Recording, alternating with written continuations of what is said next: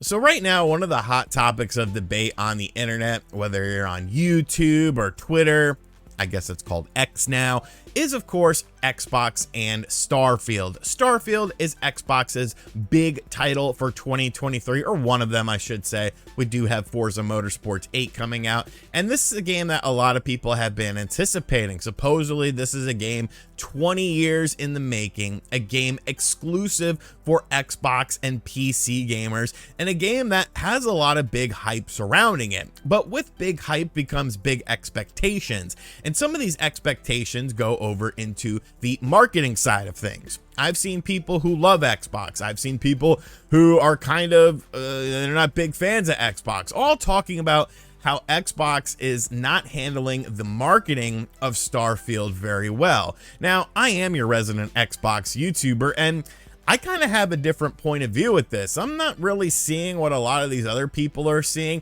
and I feel like there's a bunch of stuff sort of to talk about with this situation and maybe just give a different perspective on this. I'm not saying my perspective is necessarily right. You could disagree with me all you like, but this is just the way I sort of view things, as looking at not only Starfield, not only Xbox, but as the video game industry as a whole. Now, when you look at Starfield and everything that we've gotten over the past like month and a half or something, these trailers, these presentations that Xbox did for Starfield are doing some of the highest numbers for Xbox related videos. When you look at Xbox's YouTube channel or Bethesda's YouTube channel, like these videos for Starfield, the unveiling of the gameplay, and of course the presentation after the Xbox game showcase, we're seeing over 2 million views on a lot of these videos. And when you compare that to other Xbox games that have released within the past, I don't know, couple of years, many games are nowhere near that sort of level. You know, it's definitely a different beast when it comes to just the intense feelings that people get from this game, the desire to have it, the desire to seek out information on it. You know, a lot of people are expecting like traditional marketing and stuff like that. And when you think about traditional marketing, like, what is it? What is traditional marketing? Like, there are some, I believe, Red Bull cans out there for Starfield. I've seen some marketing that was being done in the UK for Starfield, but like, do you want billboards? Like, do you want video game magazine advertisements like we had in the 90s? Do you want to see it in People magazine or Time magazine? Do you want television commercials and stuff like that? I don't even necessarily think that's like a needed thing with this game. I feel like most people are aware of this game's existence. Most people that would want to play this game are familiar with this game. This isn't a casual overreaching experience. This is a die-hard video game for die-hard video gamers. You're not really going to get many people outside of the Bethesda umbrella that are really looking forward to this game. I mean, it might have some casual appeal, which we'll talk about in a little bit, but the casual appeal is going to dwarf itself compared to the hardcore gamer appeal of this. All you have to do is throw up some advertisements on the internet somewhere, and like, is that a good enough job? Like, what do people really want from this? We just got a ton of information on this game like a month and a half ago. They showcased all of this stuff, they hyped it up, they gave us a concrete release date and confirmed that concrete release date. So like, what more do you really want to see? What more do you really want them to do? Do you want them to spoil the game on YouTube or something like that? I guess there's just a bit of a disconnect that a lot of people have. Like I said, we're roughly a month away from the launch of this game, and I always have to go back to other games that are, you know, supposed to be of this magnitude and think of the marketing for those games. This is the same conversation we had about God of War Ragnarok. This is the same conversation we had about The Legend of Zelda Tears of the Kingdom. People were worried about the marketing or the lack thereof of these games. And like I've been saying all along, marketing has changed. You know, marketing is very different now. When we saw the Enuma plays of Legend of Zelda Tears of the Kingdom, many people thought that that was it.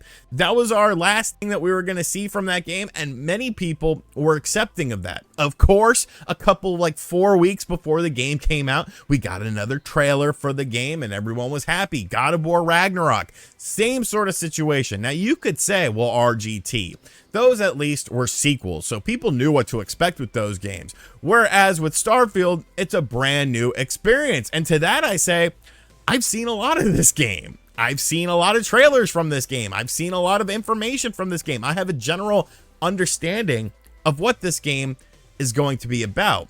But I think the biggest thing, and like the biggest disconnect with me on this, is I don't think Xbox and Microsoft and Bethesda necessarily care about sales of this game because it's on Game Pass. And if people know that the game exists, people know that it's a first-party Xbox game, people are going to play the game on Game Pass. Now, you could say, well, they need to focus on the PC version for sales and stuff like that. And it's like, okay, how many PC games get this huge marketing that end up being like massively successful? Look at Baldur's Gate 3. Baldur's Gate 3 just came out at the time of this filming of the video today.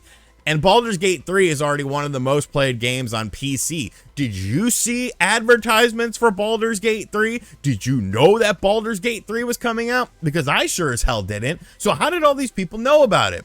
Because they wanted to seek out information on it. They were interested in this game. They realized that this was a game that they wanted to have on their radar. And because of the rise of the internet and stuff like that, you don't necessarily need traditional marketing to market these games. Word of mouth, YouTubers, website articles and stuff like that. That's just as powerful, if not more powerful, unless you're trying to go to a more casual audience. But casual people aren't playing Baldur's Gate 3. It's all people who like that style of game and stuff like that.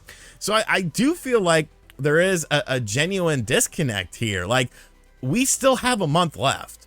We still have a month until Starfield comes out. That's plenty of time to do any sort of last minute marketing, to do another trailer, to do a launch date trailer, to start up advertisements of it. What's the point of doing it 2 months out or 3 months out? Like, hey, we got this game coming out. That's how we used to do it back in the old days. And I know I'm a retro gamer at heart, and that's what I prefer and stuff like that a lot of times. And I miss that era of gaming, but I'm also able to identify things change. And this is perfectly in line with what we see from other big title releases. Now, I will say it is a little bit strange to me that Starfield will not be playable at Gamescom. They're going to have like a theatrical trailer for it, but they're not going to let people play the game at Gamescom. Gamescom is, of course, taking place towards the end of August, about 2 weeks or a week and a half before Starfield actually comes out. So people are concerned about that.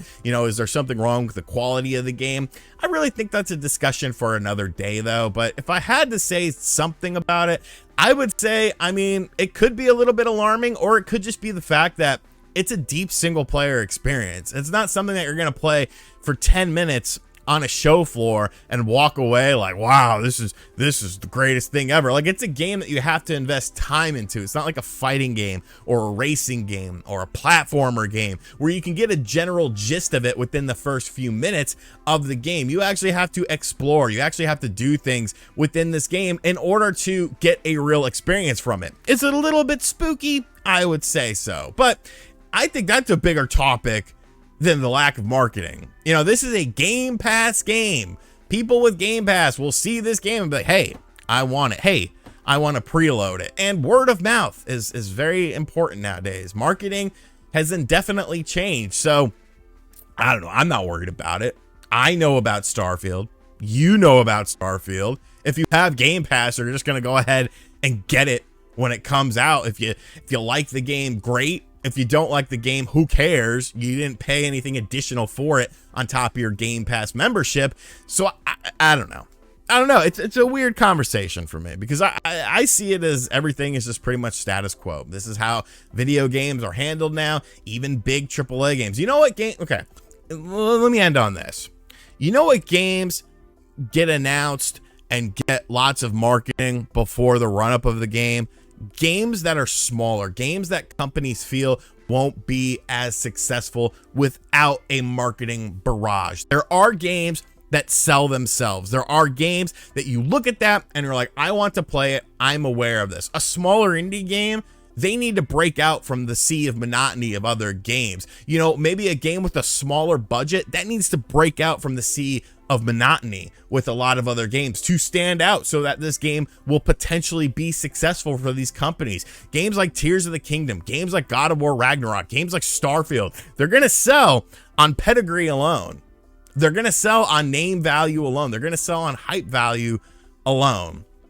At least that's what I think. Maybe you think differently, and if so, you're wrong. No, I'm just kidding. You can feel however you want about this. This is just something I want to talk about because, like I said, I see more and more people talking about it, and I don't know. I just see it completely different than a lot of these people are seeing it, but maybe they're right and I'm wrong. Let me know in the comment section down below. Does this concern you? Are you worried? You think it's the sky is falling for Xbox and they're dropping the ball on Starfield, or are you aware? It's funny because the people that are talking about they're worried about the marketing for this game are the people that already know about it. And many people already know about it. I don't know. And as always, guys, thank you for checking out this video. Your local resident Xbox YouTuber checking in, providing you with the latest and greatest in Xbox information. If you're new to the channel, be sure to hit that subscribe button. If you want to hear about more Nintendo Switch 2 stuff, because I'm sure this will never end. And as always, I'll catch you guys on the next video. Later.